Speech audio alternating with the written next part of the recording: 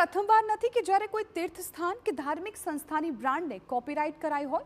અગાઉ પણ આ પ્રકારે અનેક એવા મંદિરો છે તેમજ ધાર્મિક સંસ્થાઓ છે તેમની કોઈ ખાસ વસ્તુ કે ડિજિટલ સામગ્રીને કાયદાકીય સુરક્ષા કવચ આપી ચૂક્યા છે। એ પણ આપને જણાવીએ વોલના માધ્યમથી, ગ્રાફિક્સના માધ્યમથી કે કયા કયા એવા મંદિરો છે કે જ્યાં પણ કોપીરાઇટ અગાઉ આવી ચૂક્યા છે।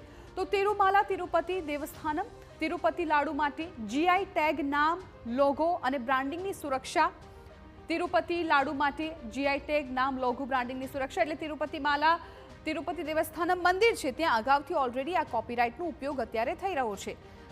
આ સાથે ઇસ્કોન મંદિર, વૈશ્વિક સ્તરે ટ્રેડમાર્ક અને બ્રાન્ડ સુરક્ષા। ઇસ્કોન મંદિરમાં પણ આ પ્રકારનો કોપીરાઇટનો નિર્ણય અગાઉ લેવામાં આવી ચૂક્યો છે। નામ, લોગો, કાર્યક્રમો, ડિજિટલ સામગ્રીની સુરક્ષા માટે ઈશા ફાઉન્ડેશન, એમાં પણ કોપીરાઇટનો ઉપયોગ કરવામાં આવ્યો છે। એટલે આપ જુઓ, ન માત્ર સાળંગપુર પરંતુ અગાઉ પણ ઈશા ફાઉન્ડેશન હોય, ઇસ્કોન હોય કે પછી તિરુપતિ બાલાજી મંદિર હોય ત્યાં પણ કોપીરાઇટનો ઉપયોગ કરવામાં આવ્યો છે। આર્ટ ઓફ લિવિંગ ફાઉન્ડેશન છે, તેણે પણ આંતરરાષ્ટ્રીય ટ્રેડમાર્ક નોંધણીઓ કરાવેલી છે, એક પ્રકારનો કોપીરાઇટ લીધેલો છે। અમુક નામ માટે એ લેવામાં આવ્યો હોય છે।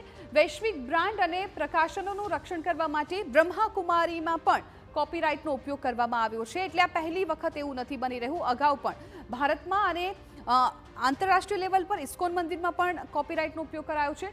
શ્રી સિદ્ધિવિનાયક ગણપતિ ટેમ્પલ ટ્રસ્ટ, સત્તાવાર નામ અને લોગો સુરક્ષિત કરવા માટેનો કોપીરાઇટ છે એ લેવામાં આવ્યો છે, એટલે અહીંયા પણ કોપીરાઇટનો ઉપયોગ કરવામાં આવ્યો છે। ત્યારબાદ શિરડી સાંઈબાબા ટેમ્પલ કે જ્યાં ટ્રસ્ટ દ્વારા બ્રાન્ડ અને પ્રકાશનોનું રક્ષણ કરવા માટે કોપીરાઇટ લેવામાં આવ્યો છે। ટ્રસ્ટ દ્વારા બ્રાન્ડ અને અમુક જે પ્રકાશનો છે તેનું રક્ષણ રહે, તેનો ઉપયોગ કોઈ ન કરી શકે તે માટે કોપીરાઇટ લેવામાં આવેલો છે શિરડી। ત્યારબાદ વૈષ્ણોદેવી ટેમ્પલ કે જ્યાં શ્રાઇન બોર્ડના સત્તાવાર પ્રતીકો અને બ્રાન્ડિંગની સુરક્ષા માટેનો કોપીરાઇટ છે એ લેવામાં આવ્યો છે, એટલે વૈષ્ણોદેવી મંદિરનો પણ સમાવેશ થાય છે। એટલે